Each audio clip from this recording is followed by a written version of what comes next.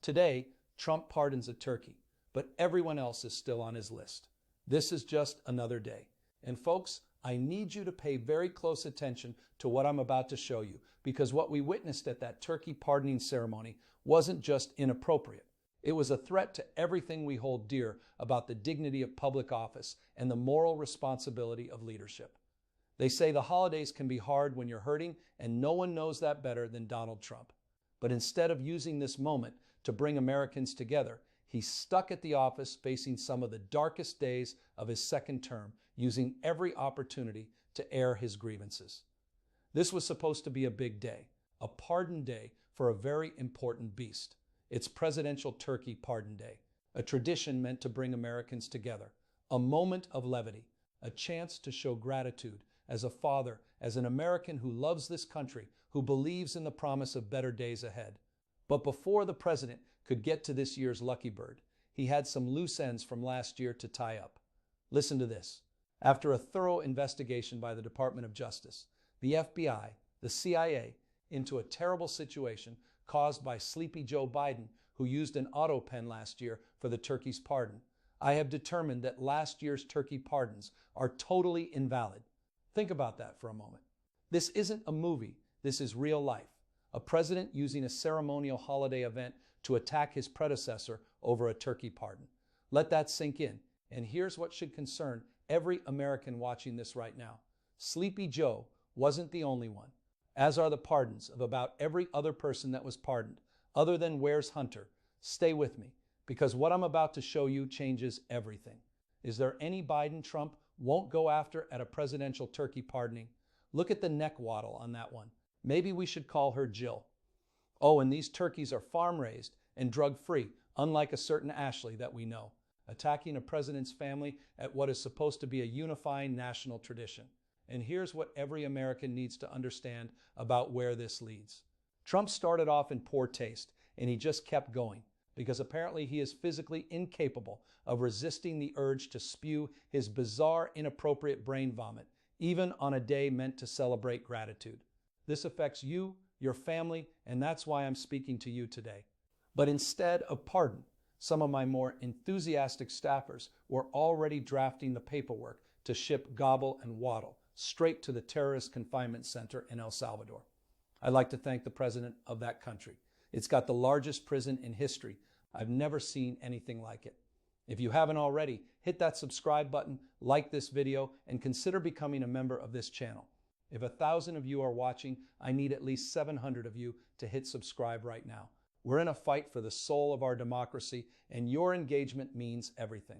Look, I know Trump is just joking, but the torture prison where he's shipping immigrants without due process is real. This is not a drill.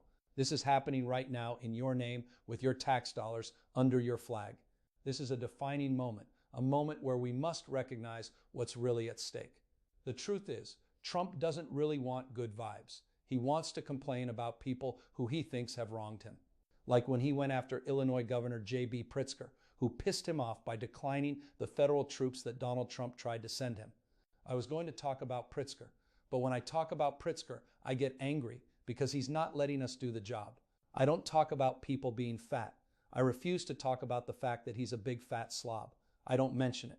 When I read this, I felt the weight of what this really means for our children, for future generations, for the very idea of what it means to be presidential. The governor is a big fat slob. We deserve better than this. We deserve leaders who protect our freedoms, not threaten them. Leaders who unite us, not divide us. And this is where we must recognize what's really at stake. The turkeys being pardoned today go by the names of Gobble and Waddle. When I first saw their pictures, I was going to call them Chuck and Nancy, but then I realized I wouldn't be pardoning them. I would never pardon those two people. At some point, you got to kind of feel bad for Nancy Pelosi. Is there any Republican who will pass up the chance to use her as a punching bag? I've gotten so used to the president being awful to his political rivals, I almost forgot there was a time when the president wasn't. I guess Trump is kind of like global warming. A decade ago, we were all panicked about keeping the world from getting 2 degrees hotter. These days, I'm so used to burning slowly, I just cook my eggs on the hood of my car. This whole turkey pardoning spectacle was just further evidence that for Trump, No event is sacred and no subject is off limits. And no one knows that better than Nancy Pelosi, who has been stuck in his crosshairs since long before his reelection. Just listen to him on the campaign trail back in 2023. We'll stand up to crazy Nancy Pelosi, who ruined San Francisco. How's her husband doing, by the way? Anybody know? Think about this. A man whose spouse was brutally attacked with a hammer, and the president makes jokes about it. Pelosi's husband was not doing well because a deranged Trump supporter had just broken into his house and beat him with a hammer. When I read this, I felt overwhelmed. This breaks my heart. As a father, I cannot stand by while this happens. A hammer can leave you with a skull fracture that requires several surgeries. If you haven't already, hit that subscribe button, like this video, and consider becoming a member. Comment below to share what this means to you. What do you think? How does this affect your faith in our democracy? Trump's performance at today's turkey pardoning shouldn't surprise any of us. We all know by now that any time he steps in front of a mic, it's just another chance to air his petty grievances. Not even a man dressed in a bunny suit can stop him. That was at this year's Easter egg roll. Sometimes Trump doesn't even leave the White House to use a holiday for grievance airing. Sometimes he just does it right from the Lincoln bathroom toilet like he did this year on Juneteenth. Instead of signing a proclamation, he took to social media posting too many non-working holidays in America. It's costing our country billions of dollars. Look, we all know what to expect from Donald Trump. That doesn't mean that we can't be disgusted. Thanksgiving is supposed to be about gratitude, but somehow it turns into yet another pity party where he presents himself as the victim.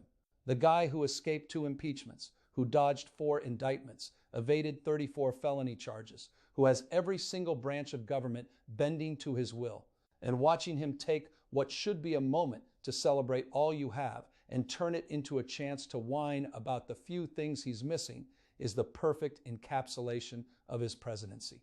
Remember, Trump ran as a populist. He promised to look out for the common man.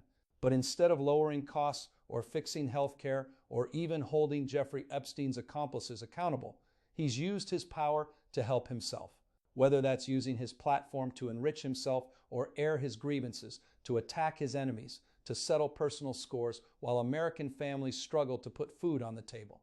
John F. Kennedy said, "Ask not what your country can do for you, but what you can do for your country." Whereas Trump said, "Give me." We are ready for action. We are not bystanders in this story. We are the ones who defend democracy, who stand up for what's right, who refuse to let cynicism and cruelty define our nation. Now it's your turn. Show me you're ready. What are you going to do about it? When your kids ask you years from now where you were during this moment in history, what will you tell them? That you sat on the sidelines or that you stood up? Hit subscribe, like this video, become a member. If you haven't yet, comment below, spread this message to 5 people right now who need to see it. Together, we can make sure that decency, courage, and principle always triumph over fear and threats. Because I need you with me. Your family needs you. Your country needs you. This is the fight of our lives, and we cannot afford to lose. Before you go, if you enjoyed this content and you want to see more and support independent media, please subscribe to this channel. The reality is that we are now in a political environment where this administration can lean on social media platforms to suppress certain voices if they don't like critical coverage. Signing up for my newsletter is a way for me to reach you directly if that ever becomes necessary. It's free, but there's also an option to do a paid subscription if you'd like to support me and my team. Hit subscribe now, like this video, become a member, comment below. Share this with 5 people who need to hear this message. Sign up for the newsletter so we stay connected no matter what happens next. Together, we can make sure that the America we love, the America we believe in, the America our children deserve is the America we fight for every single day. Together, we can win this. We will win this. Let's get to work.